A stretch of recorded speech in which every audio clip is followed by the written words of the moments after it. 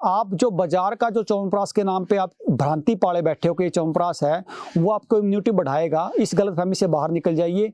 वो जो च्यवनप्राश बना हुआ है, जिसमें प्रिजर्वेटिव डाला हुआ है, जिसमें घी के नाम पे पता नहीं क्या डाला हुआ है, इंग्रेडिएंट्स में पता नहीं क्या है, वो च्यवनप्राश जो है वो आपकी इम्यूनिटी बढ़ाएगा नहीं घटाएगा। मार्केट में 250 रुपये किलो च्यवनप्राश मिलता है।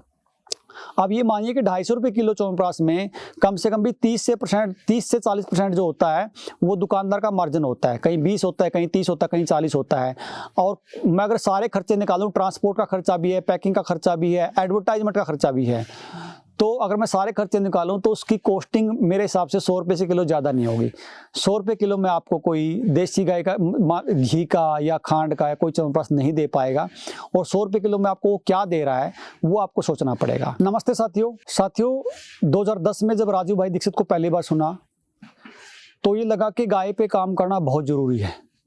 और जब गाय पे काम करना शुरू किया लगभग 2014 में, तो जल्दी एक बात हमें समझ में आ गई कि अगर गाय को बचाना है तो हमें आयुर्वेद पे भी काम करना पड़ेगा, खेती के साथ साथ आयुर्वेद पे भी काम करना पड़ेगा।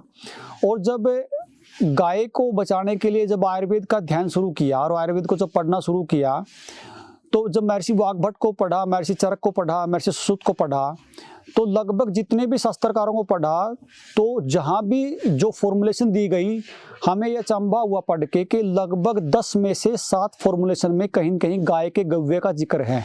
गव्य माने चाहे दूध का जिक्र है, चाहे दही का जिक्र है, चाहे घी का जिक्र है, चाहे गौमूत्र का जिक्र है। इस तरह अलग अलग दवाइयों में अलग अलग गव्यों का जिक्र पाया गया। चूंकि गाय पे काम करना शुरू कर दिया था, इसलिए हमारे पास एक घी हमारे पास थोड़ा सा एक्सेस हो गया था और उस समय तक घी के प्रति इतनी जागरूकता नहीं थी। तो हमने जब घी के बारे में पढ़ना शुरू किया और जब बताया गया कि घी जो है पित्त को शमन करने वाली आयुर्वेद की पहली औषधि है, और जब हमने पाकों का अध्ययन करना शुरू किया, पाक या अवलेह अगर मैं बात करूं तो पाक और अवलेह उसको बोलते हैं आयुर्वेद में जिसमें मीठा और घी इस्तेमाल होता है। तो जब हमने उसमें बारीकी से अध्ययन किया तो लगभग महर्षि चरक ने स्टार्टिंग में ही, शुरुआत में ही कुछ पाकों का अवलेह का जिक्र किया गया है, जिसमें ब्रह्म रसायन मुख्य है, च्यवनप्राश मुख्य है, आपका जीवन कल्प रसायन है, धातु रसायन है। फिर अगर मैं पाउडर फॉर्म की बात करूं तो जैसे आपका बादाम पाक है, मूसली पाक है, आपका सगुंदा पाक है, सुपारी पाक है। इस तरह से बहुत सारे पाकों का हमने अध्ययन शुरू किया। और एक बार जब हमने च्यवनप्राश पे बारीकी से काम करना शुरू किया तो उसके लिए मैं एक बार मार्केट गया। मार्केट में मैंने एक बार एक च्यवनप्राश लेके देखा, और आप भी कभी ट्राई करना। मार्केट में जितने भी लगभग 99% च्यवनप्राश मिलेंगे आपको, उनमें प्रिजर्वेटिव मिलेंगे आपको।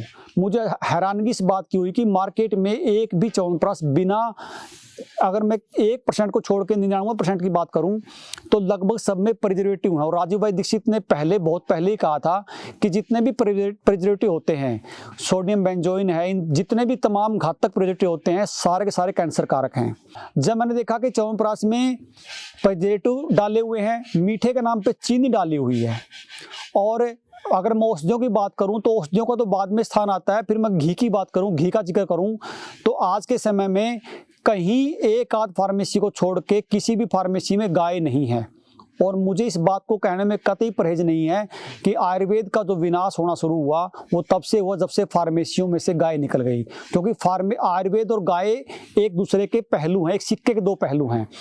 तो साथियों, जब गाय को निकाल दिया फार्मेसियों ने तो मुझे समझ नहीं आई कि उन्होंने जो पिष्टी बताई, क्योंकि कोई भी अवलेह बनता है तो उसमें पिष्टी पकती है आंवले की, जो भी आंवले का कोई अवलेह बनेगा तो उसमें सबसे पहला जो स्थान है, या बार बार शास्त्रकार ने कहा है कि कोई भी पिष्टी पकेगी वो सिर्फ देसी गाय के घी में पकेगी, दूसरा कोई विधान नहीं है।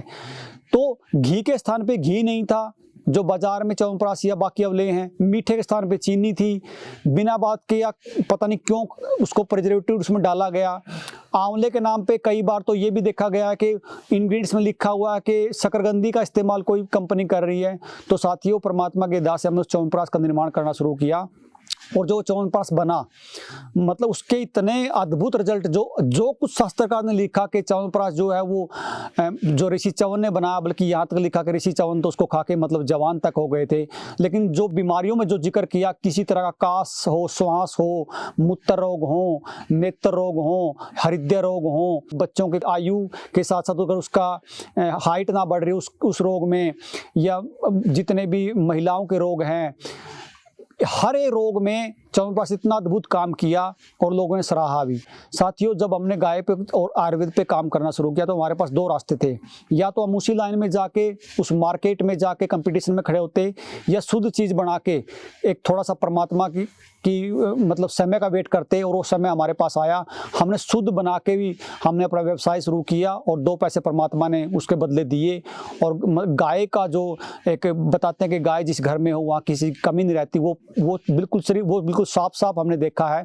और इसमें मैं बात करूं, कई बार आप किसी भी च्यवनप्राश को उठा के देखोगे तो उसमें इंग्रेडिएंट्स लिखा होता है, किसी में कोई 6 डाल रहा है, कोई 12 डाल रहा है, कोई 3 डाल रहा है। लेकिन अगर आप ऋषि च्यवन को पढ़ोगे तो उसमें कम से कम भी 40 से 41 तरह की औषधियों का जिक्र है। थोड़ा बहुत फर्क है, चरक में हुआ या दूसरे में थोड़ा बहुत फर्क जरूर है, लेकिन ज़्यादातर में 40 से 43 औषधियाँ हैं जो हमने इसमें लगभग कोशिश करते हैं कि जो आज के समय मार्केट में अवेलेबल हो वो हम डालते हैं। और कोई भी औषधि जो है वो उसका भी आपको चयन करना बहुत एक टेढ़ा काम है।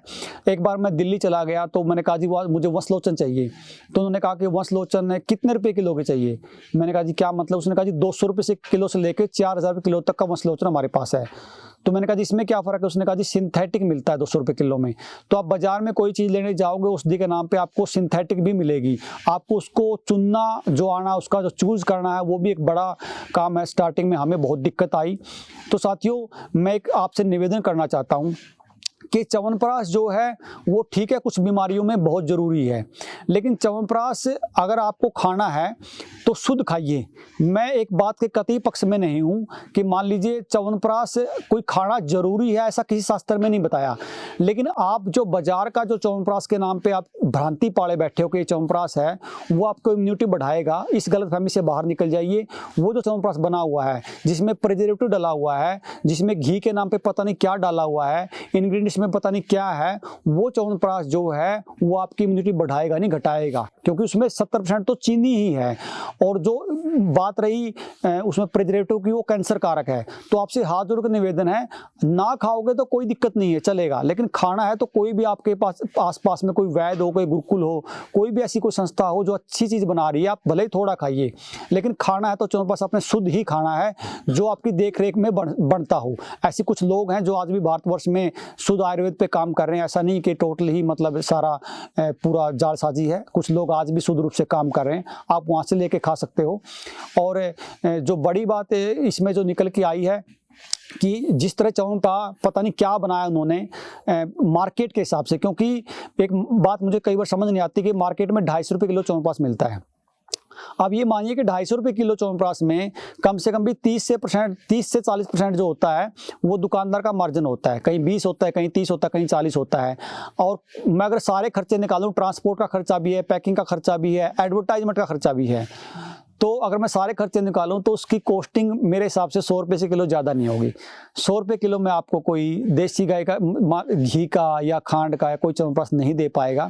और 100 रुपये किलो में आपको क्या दे रहा है वो आपको सोचना पड़ेगा, क्योंकि 100 रुपये किलो में अगर मैं बात करूं तो 1 किलो च्यवनप्राश में 30 से 40 रुपये किलो 30 से 40 रुपये की तो वंशलोचन डल जाती है।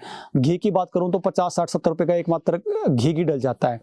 तो आपको शुद्धता पे जाना है, मार्केट में जाके ये जो च्यवनप्राश है जितने पाक हैं इनमें कंपटीशन, रेट का कंपटीशन बिल्कुल कतई मत करना। इसी तरह से बाकी भी जो पाक हैं अवले हैं उनमें कभी भी आप अगर वो खाना है तो रेट के कंपटीशन में नहीं जाना।